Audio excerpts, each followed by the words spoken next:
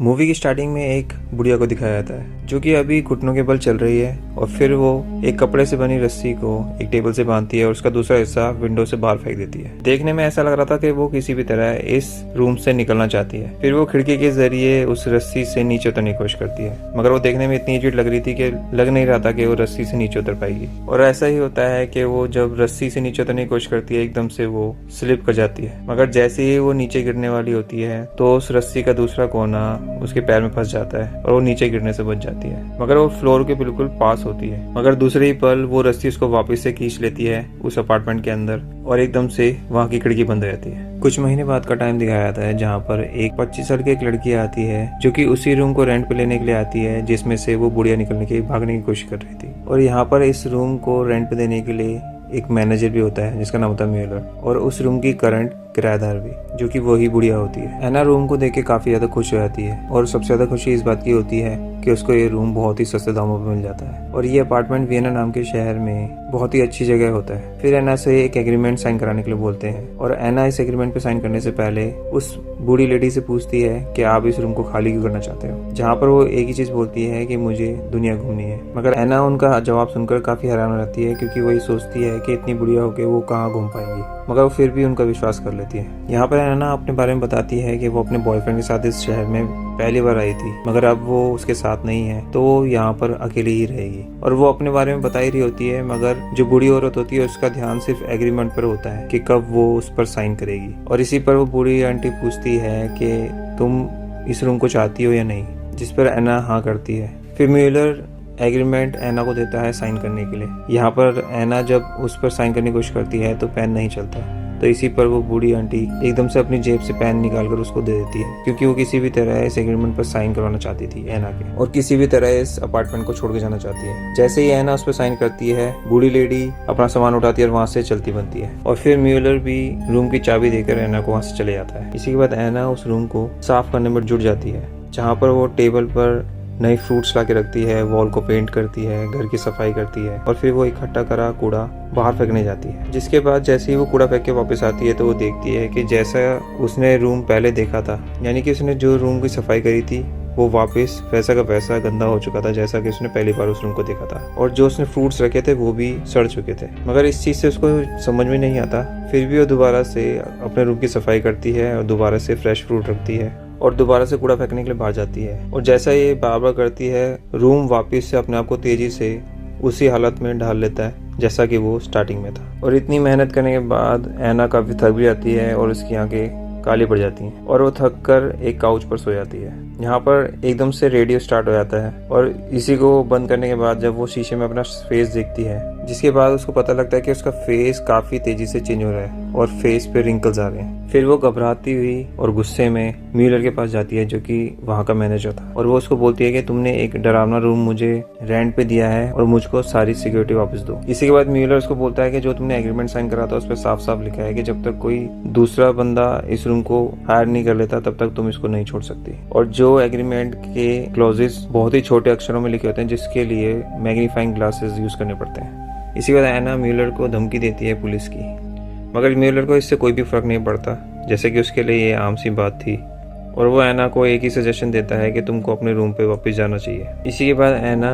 सीधा एक डॉक्टर के पास जाती है और डॉक्टर के पास जाके बोलती है कि उसकी एज 25 साल की है और उसके अभी थोड़े दिन पहले ही हालत ठीक थी, मगर कुछ दिनों में ही उसके रिंकल्स इतनी जल्दी आने लग गए हैं और बाल भी सफेद होने लग गए हैं, और इसकी रिपोर्ट वो निकलवाना चाहती है ताकि वो उस अपार्टमेंट के मैनेजर की पुलिस रिपोर्ट करवा सके कि उसने उसके साथ धोखा किया है। जिस पर डॉक्टर यही बोलती है कि इस एज में रिंकल और सफेद बाल आना आजकल नॉर्मल हो गया है और इन सब चीजों से तुम कुछ साबित नहीं कर पाओगी और ना ही किसी की पुलिस रिपोर्ट कर पाओगी। इसी पर एना गुस्सा होकर बोलती है कि आप सिर्फ रिपोर्ट निकाल के दीजिए, बाकी काम मेरा है। और इसी पर वो अपनी आईडी निकाल के दिखाती है डॉक्टर को, लेकिन जब वो आईडी निकाल के दिखाने की कोशिश करती है तो उसके आईडी में से तो सब कुछ मिट चुका था और अब एना उस अपार्टमेंट से तंग आ चुकी थी और वो उस अपार्टमेंट के अंदर नहीं जाना चाहती थी, तो वो सीधा एक होटल के अंदर जाती है। और जब यहाँ पर वो रूम की डिमांड करती है तो यहाँ का मैनेजर उससे आईडी मांगता है, मगर जैसे कि एना की आईडी तो खराब हो चुकी थी तो इसके लिए उसको उस रूम के लिए ज्यादा पैसे चुकाने पड़ते हैं। और इसी के बाद जब वो उस रूम में सोती है, उस होटल के रूम में, बीच में उसकी आंख खुल जाती है, तो इस टाइम पर उससे बिल्कुल भी उठा नहीं जा रहा था और वो काफ़ी कमज़ोर भी महसूस कर रही थी। और जब वो अपने आप को शीशे में देखती है तो वो अपने आप को एक बुढ़िया की शेप में पाती है। और साथ ही में जब उसको खांसी आती है तो सिंक में उसके कुछ दांत भी गिरते हुए दिखते हैं। अगले दिन होते ही एना अपने अपार्टमेंट में वापस आती है और उस मैनेजर से मिलती है। और यहाँ पर मैनेजर उसको देख के हैरान नहीं होता, बल्कि उसको बोलता है कि तुमको सारे रूल्स का ध्यान रखना चाहिए जो कि एग्रीमेंट पे लिखा हुआ है, जिसमें साफ साफ लिखा हुआ है कि तुम बाहर नहीं जा सकती। और अब एक बात सामने आती है कि जब भी कोई इस रूम को छोड़ के जाने की कोशिश करता है तो बाहर की दुनिया में उसकी उम्र बहुत ही तेजी से बढ़ जाती है। और ये चीज़ तब तक रहती है जब तक कि वो मर नहीं जाता। साथ ही में वो उसको बताता है कि इस अपार्टमेंट को अकेला रहना बिल्कुल पसंद नहीं है और अपार्टमेंट हमेशा से चाहता है कि उसके साथ कोई ना कोई हमेशा रहे। मैनेजर से बात करने के बाद एना वापस उसी रूम में चली आती है और इसी दौरान मैनेजर को महसूस होता है कि उसकी टेबल से माचिस गायब है, जिसके बाद वो जल्दी से भागता हुआ एना के रूम की तरफ जाता है, मगर एना का रूम तो बंद होता है और रूम के अंदर एना चारों तरफ शराब फैला देती है और इसके बाद माचिस जलाने की कोशिश करती है, लेकिन माचिस जलने के बाद भी वो उस रूम को आग नहीं लगा पाती है। और ये चीज़ एना बार बार कोशिश करती है उस रूम में आग लगाने की। इसी चीज़ को देखते हुए उस अपार्टमेंट को गुस्सा आता है और वो एना को नुकसान पहुंचाने के लिए उसका गला चौक कर देता है एक कपड़े के जरिए। और जैसे ही एना की हालत खराब होने लगती है तो उसी दौरान मैनेजर किसी तरह रूम के अंदर आ जाता है और एना के मुंह से वो कपड़ा निकाल देता है। और हैरानी की बात ये भी होती है कि जो कपड़ा उसके मुंह से निकाला जाता है ये कपड़ा वही होता है जिससे वो उस रूम की सफाई कर रही थी। इसी के बाद मैनेजर एना के पास बैठता है और उसको इस रूम के बारे में सब कुछ बताता है। वो उसको बताता है कि ये अपार्टमेंट बहुत ही पुराना है और यहाँ पर कोई ना कोई हमेशा रहा है और इस अपार्टमेंट में कुछ तो अजीब है, जैसे कोई भूतिया आत्मा जो कि ये सब करती है। एक दिन कुछ स्कूल की लड़कियां यहाँ पर रहने के लिए आई थी और कुछ दिनों बाद ही वो सबकी सब तुम्हारी तरह बुढ़िया हो गई थी और ये न्यूज अखबारों में भी छपी थी। फिर एक आदमी को लगा कि यहाँ पर कोई भूत है, जिसके बाद उसने यहाँ पर जादू करने की कोशिश करी और सब कुछ ठीक करने की कोशिश करा,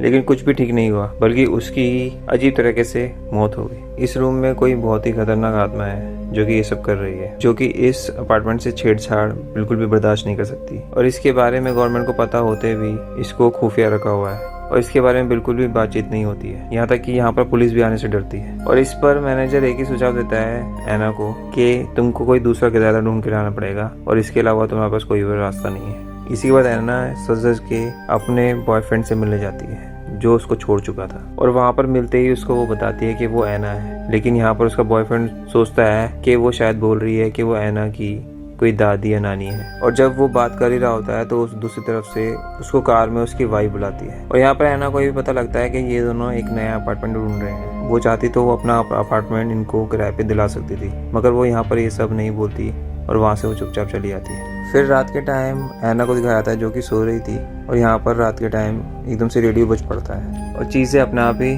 चलने लगती हैं। ऐसा लग रहा था कि ये अपार्टमेंट अब एना से दोस्ती करना चाहता है और फिर इसके लिए अपने आप से ही खाना रेडी आता है जो कि इसके सामने पेश किया जाता है, लेकिन एना उस खाने को फेंक देती है और वहीं पर अपार्टमेंट के द्वारा बनाई हुई चाय भी पड़ी होती है जिसको उठा के वो फेंक ही रही होती है, लेकिन वो डिसाइड करती है कि थोड़ा सा उसको पी के दिखेगी। जब वो पीती है तो उसको पसंद भी आती है और फिर जो उसने खाना फेंका था उसमें से एक टुकड़ा नीचे गिरा होता है जिसको उठा के वो खाती है। अब सुबह का टाइम दिखाया जाता है जहाँ पर एना अब और भी ज़्यादा बुढ़िया हो चुकी है, करीबन 100 साल के आसपास की, और उसको चलने के लिए भी अब स्टिक की जरूरत पड़ती है। फिर एकदम से उसको महसूस होता है कि उसके हाथ पे कुछ चल रहा है, जिसके बाद वो अपनी कलाइयों को देखती है और उसको महसूस होता है कि वहाँ से उसकी स्किन हट रही है, जिसको वो खींचती है और उसको अपनी हथेली पर एक रस्सी सी दिखती है, जिसके बाद उसको समझ में आता है कि उसका अब टाइम पास में आ गया है। अब अगले सीन में एना के रूम में उसके साथ म्यूलर होता है और सामने एक कपल होता है जो कि उसका ही बॉयफ्रेंड होता है और उस बॉयफ्रेंड की वाइफ होती है। ये लोग भी इस अपार्टमेंट को देखकर खुश हो जाते हैं क्योंकि ये रूम काफी कम दामों पे मिल रहा होता है और बहुत ही अच्छा दिख रहा होता है, जैसे कि बाकी लोग देख के फंस जाते हैं। इसी के बाद म्यूलर उस रूम का एग्रीमेंट उन लोगों को देता है साइन करने के लिए, जिसके बाद जैसे ही एना का बॉयफ्रेंड उसको साइन करने वाला होता है उसी दौरान सब कुछ उसकी आंखों के सामने आता है, यानी कि एना की आंखों के सामने आता है कि कैसे उसने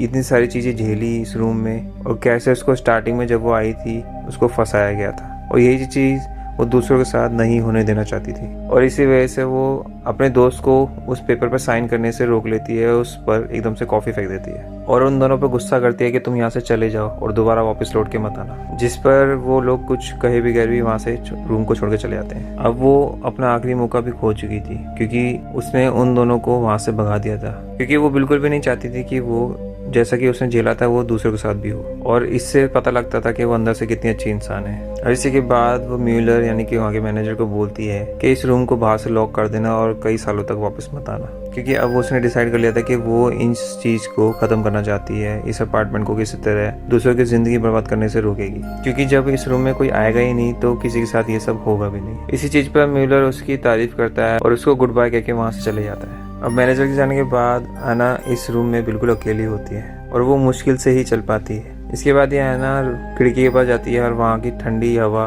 महसूस करती है और फिर वो सोफे पे बैठ जाती है। और अब ऐना सब कुछ कबूल कर चुकी थी, अपना आखिरी टाइम यहीं पे बिताना चाहती थी, और साथ ही में वो उस अपार्टमेंट से विनती करती है कि अब किसी और के साथ ऐसा मत करना और अब ये सब चीज़ें करना रोक दो। और फिर वो सोफे पे पीछे से रख के आंखें बंद कर लेती है, जिसके बाद यही दिखाया जाता है कि वो सोफ़ा धीरे धीरे उसकी बॉडी को निकल जाता है और एक तरह से दिखाया जाता है कि वो सोफे का एक हिस्सा बन चुकी है और अब सिर्फ उसके वहाँ पर कपड़े बचते हैं। और साथ ही में ऐना का दिल बाहर धागे के रूप में आता है और सोफे में अपनी जगह बनाने लगता है और ऐना का सर सोफे पे एक कपड़े में तब्दील हो जाता है। और यहाँ पता लगता है कि कैसे ये अपार्टमेंट लोगों को अपने आप को नया करने के लिए किस तरह लोगों का शिकार करता है। और इसी के बाद ही कहानी यहाँ पर ख़त्म हो जाती है। इससे यही दर्शाता है कि अब अपार्टमेंट में कोई अंदर नहीं आएगा और इसके बाद ही जो भी इसके अंदर बुरी आत्मा है वो अपने आप ही मर जाएगी। इसी तरह की कहानी देखने के लिए इस चैनल को देखते रहिए और इस वीडियो को लाइक करिए इस चैनल को हेल्प करने के लिए।